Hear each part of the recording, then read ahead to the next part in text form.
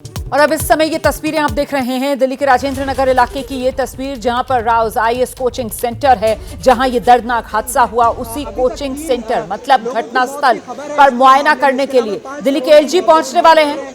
ये इस वक्त की बड़ी खबर आपको बता दें, कुछ ही देर में एलजी यहां नजर आएंगे। ये जानकारी सामने आ रही है कि हालात का मुआयना करने के लिए दिल्ली के एलजी विनय कुमार सक्सेना अभी कुछ ही देर में यहां मौके पर पहुंचने वाले हैं। आपसे कुछ देर पहले आपने देखा था किस तरीके से यहीं पर वो एमसीडी का बुलडोजर वाला एक्शन भी देखने के लिए मिला, जेसीबी मशीन जो घटनास्थल पर पहुंची थी। लेकिन वो एक्शन जो है, बाद में तस्वीर साफ हुई कि जो ड्रेनेज सिस्टम दुरुस्त नहीं है उसको दुरुस्त करने के लिए एमसीडी से खुदाई का काम शुरू करवाया गया। और यह तस्वीर अब आपके सामने है। एलजी विनय कुमार सक्सेना मौके पर पहुंच गए हैं। वहां पर जो छात्र डटे हुए थे उन्हीं से इस समय वो बात कर रहे हैं। क्या हम सुन सकते हैं यहाँ पर एलजी साहब छात्रों से क्या बात कर रहे हैं? अभी तक 3 लोगों की मौत की खबर है इस पूरे मामले में। इसके अलावा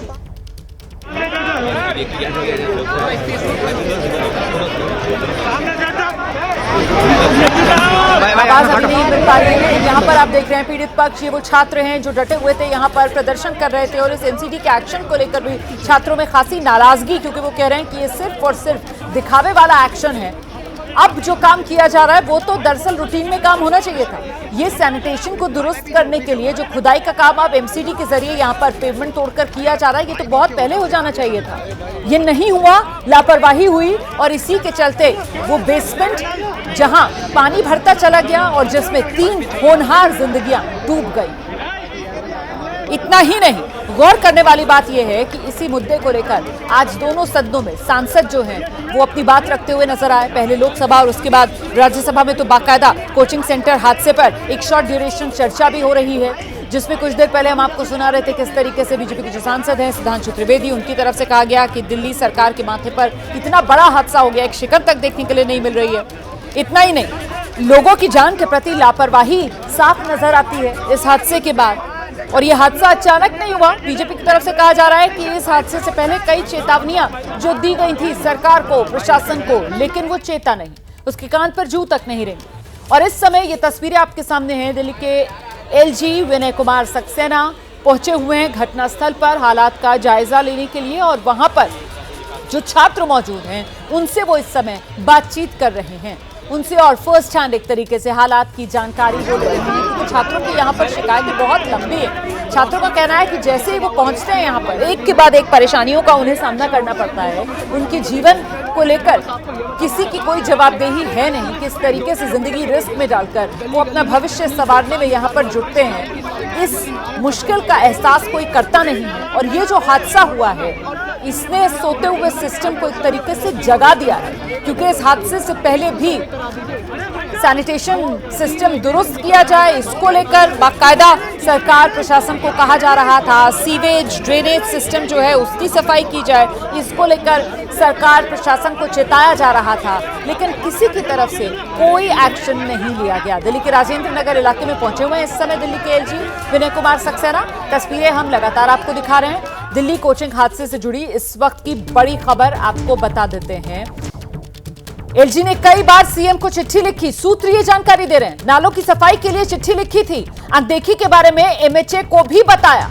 ये इस वक्त की बड़ी खबर है। और गौर करने वाली बात यह है कि अब से कुछ देर पहले जब आम आदमी पार्टी एलजी सेक्रेटरीट के सामने पहुंचकर प्रदर्शन कर रही है, तो वहां पर आम आदमी पार्टी की तरफ से ये कहा जा रहा है कि साहब दिल्ली में ड्रेनेज सिस्टम चुस्त दुरुस्त करने के लिए अफसरों से हम बार बार कह रहे थे, अफसर हमारी अनसुनी कर रहे थे और इसी को लेकर वो एमसीडी कमिश्नर को सस्पेंड किया जाए, इस मांग को लेकर एलजी सेक्रेटरीट के सामने प्रदर्शन कर रहे हैं। और वहीं अब बड़ी खबर ये कि बाकायदा दिल्ली के मुख्यमंत्री को चिट्ठी एलजी की तरफ से लिखी गई थी। आशीष, ये खबर सामने आ रही है। जी हाँ, बिल्कुल रोमाना, मैं पहले दिखा देता हूँ जो चिट्ठी लिखी गई थी एलजी से साहब की तरफ से, जो कि इन पोजीशन है एबीपी न्यूज़ के पास ये चिट्ठी है। और एक बार आप इसको एक नज़र देख लें, ये 2023 में लिखी थी। अगर आप देख पा रही हैं, हमारे दर्शक देख पाएँ तो ये अरविंद केजरीवाल को लिखी हुई चिट्ठी 2023 में एलजी साहब की तरफ से लिखी गई थी और इस इशू को रेस किया गया था। और उसके बाद जब इसको एड्रेस नहीं किया गया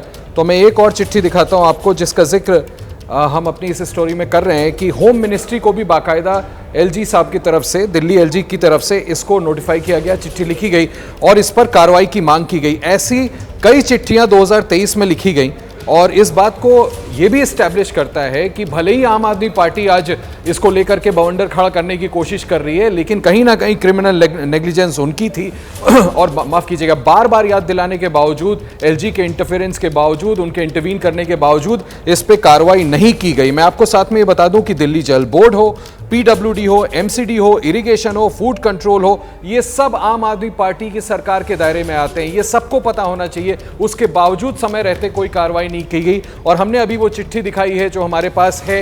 एक नहीं कई चिट्ठियां लिखी गई थी एलजी साहब की तरफ से, दिल्ली के एलजी की तरफ से, उसके बावजूद दिल्ली की आम आदमी पार्टी सरकार की तरफ से पर्याप्त कदम नहीं उठाए गए, जिसका ये नतीजा हुआ कि हम अनफॉर्चुनेटली इतने बड़े हादसे में 3 स्टूडेंट्स को खो दिया हमने। बिल्कुल, ये चिट्ठियां आप दिखा रहे हैं, लेकिन यहाँ पर महत्वपूर्ण ये हो जाता है कि अभी कुछ देर पहले वो जो आम आदमी पार्टी की तरफ से प्रदर्शन किया जा रहा है और उसमें हमने सुना किस तरीके से आम आदमी पार्टी के जो विधायक हैं आशीष, उनकी तरफ से ये कहा जा रहा है कि साहब इसी शिकायत को लेकर हम एलजी से कहना चाहते हैं कि वो एमसीडी के कमिश्नर को सस्पेंड करें, क्योंकि लगातार जो आम आदमी पार्टी के नेता हैं सरकार की तरफ से, दिल्ली सरकार की तरफ से अधिकारियों से कहा जा रहा था कि काम करो, लेकिन अधिकारी उनकी सुन ही नहीं रहे। आशीष, देखिए, ये तो हाथ कंगन क्वारसी का ये तो सामने है ना। अगर प्रिवेंटिव स्टेप पहले उठा लिया होता तो इसकी नौबत ही नहीं आती। अभी तो केस बनाने की कोशिश की जा रही है साहब, हम सस्पेंड करने और टर्मिनेशन की मांग कर रहे हैं। मुझे लगता है एलजी साहब उस पर अपने बुद्धि विवेक को अप्लाई करके जरूर जो अब जरूरी कदम होंगे वो उठाएंगे ताकि आगे ऐसे हादसे ना हो। लेकिन ये डिपार्टमेंट्स तो सीधे आम आदमी पार्टी सरकार के दायरे में थे।